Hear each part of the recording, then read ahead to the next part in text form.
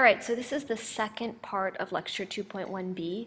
If you haven't just watched a lecture that talked about a slide that looks like this and this, stop and go back out. If you have, then you should recognize that we just finished using the product rule. This video will pick up where we left off with limit trick number 2. The second trick I have to show you is about using a conjugate. You may or may not remember what that is from pre-cal, so let me just refresh your memory. If you have a binomial, which is anything that has two terms, I've called them A and B right here. The conjugate is when you take the same two terms and you just flip the sign of the second one. It doesn't matter if you started with a plus or minus, it just matters that your conjugate has the opposite sign. The reason this is a useful vocab word is because when you multiply an expression by its conjugate, it engages the difference of squares pattern where, foiling this all out, you would see your middle terms cancel and you get a result that's just a squared minus b squared. And that's going to end up being a really helpful result for these examples. So if you look at your first example, notice just for a second that if you tried to plug in 0 here, you would get an undefined quantity, which means as of right now, we don't know how to take this limit. Here's how you use the conjugate. So I'm going to take the conjugate of the top part of this expression. Obviously the bottom doesn't have a conjugate because that's only one term. The top is a binomial though, and you need to be a little bit insightful to see it because at first glance it looks like there's 3 pieces of trinomial, but this square root symbol kind of groups the x plus 4. So if I were to take the conjugate, the first term in the binomial is just going to be exactly the same. It's going to be another x plus 4 in the square root. And the second term is 2. And so I just switch the sign from a minus to a plus. There's the conjugate. Now, basic rule of algebra, if I'm going to multiply something on the top of a fraction, in order to keep the whole expression equivalent, I need to multiply the same expression on the bottom. So I'm going to go ahead and write that same conjugate down here on the bottom. As of right now, you probably have no idea why I'm doing this. That's okay. I'm going to try it, and you're going to see by the end of the problem why this was the right thing to do. It's just something that we can try for now. The next step would be to simplify this limit. The limit that I have so far is the limit as x approaches 0 of this big mess. Simplifying this big mess would mean foiling the top, which is also kind of messy, and distributing the x on the bottom. For now, I'm actually just going to FOIL the top. So I've got the limit as x approaches 0 of x plus 4 square root times x plus 4 square root is going to be the square root of x plus 4 squared. And then the middle term is going to be the square root of x plus 4 times positive 2 plus negative 2 times the square root of x plus 4. And you should be able to see that those are going to cancel each other out because they're exact opposites of each other. So there's no middle term. There is a last term, which is negative 2 times positive 2, in other words, negative 4. And this is the new denominator of my fraction. In the numerator, this is the new numerator. In the denominator, I'm going to go ahead and leave what I had a moment ago. If I need to, I can always distribute in a later step. Before I worry about the denominator, let's continue working with the numerator. I can see that this square root and that squared symbol should cancel each other out. And that would leave me with the limit as x approaches 0 of x plus 4 minus 4 over this same mess on the bottom.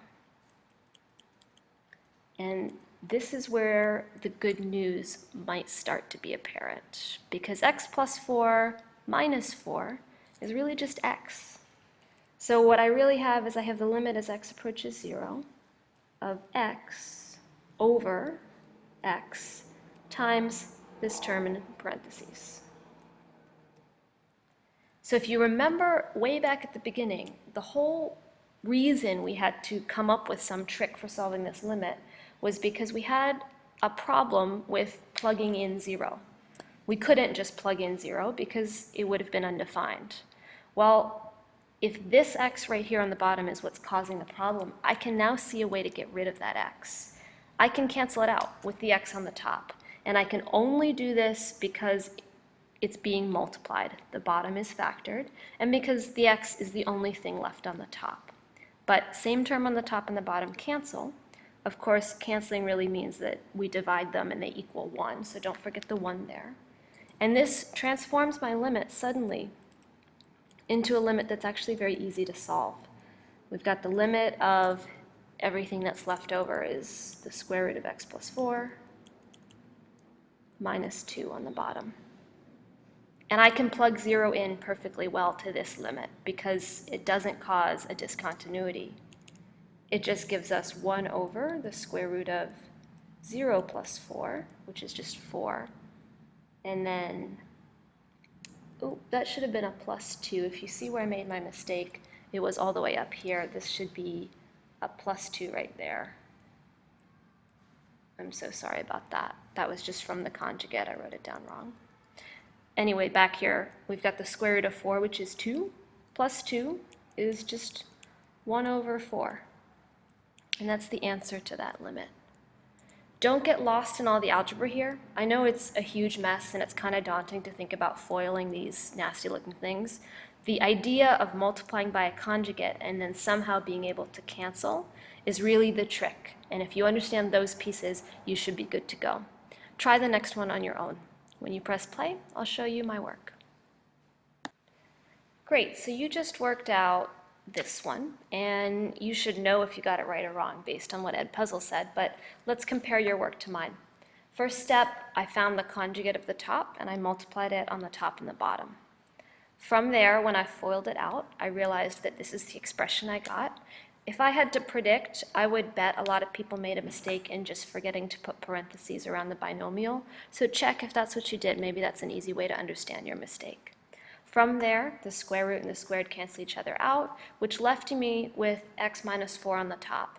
And because I realized that that's a whole binomial, it can cancel with this whole binomial on the bottom, leaving me with 1 over the square root of x plus 5 plus 3, and this expression can be solved just by substituting in the value at the limit because there's no discontinuity, there's no 0 on the bottom, and that gave me an answer of 1 over 6. Notice here this is the square root of 9, which is 3 plus 3, and that's where the 6 came from.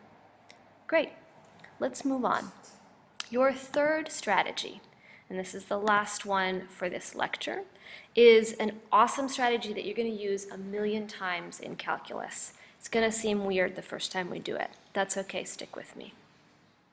Okay, so before we start, pause and see if you can answer this limit. Great, you just answered this limit, and if you got it wrong, let me show you, this is kind of checking if you're just paying attention. The limit as x approaches 3 of sine x over x, well, most of you hopefully by now are getting used to this whole sine x over x is one thing, but be really careful because that's only true as you're approaching 0.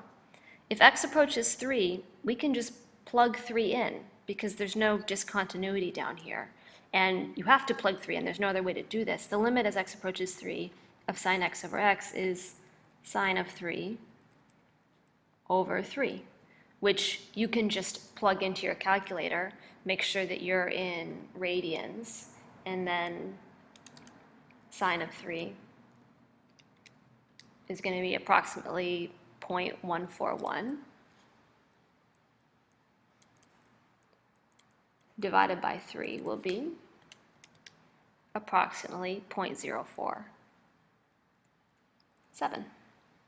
And that would be the answer to that one. Great, so you should note to self, remember to always check where you're taking the limit before you use this very useful trick about sine. Okay, use substitution. The big idea behind this strategy is that sometimes we see a limit that we have an instinct about, and we don't necessarily have the tools to explain our instinct. Let me be more clear. Right here, sine of x plus 4 over x plus 4 sounds an awful lot like, oh good Lord,